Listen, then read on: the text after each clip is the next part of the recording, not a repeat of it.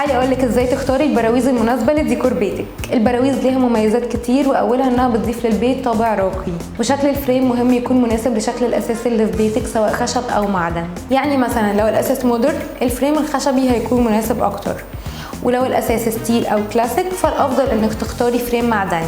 تعرفي ان البراويز اللي الفريم بتاعها ملون طالعه موضه وشيك جدا وبتليق مع الستايل المودرن، وبيكون شكلها احلى لما بيكون الفريم لايق مع دهان الحيطه والديكور.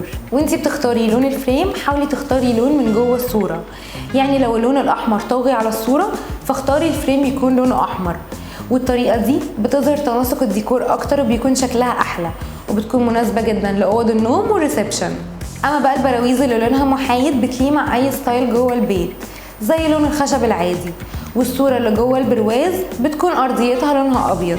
كمان في نوعين من البراويز اللي بتلمع زي الجولد والميتاليك، والنوع ده بيليق مع الاساس الابيض سواء كان مودرن او كلاسيك، والبراويز دي بتدي شكل حلو جدا خاصه في الصالون ومدخل البيت.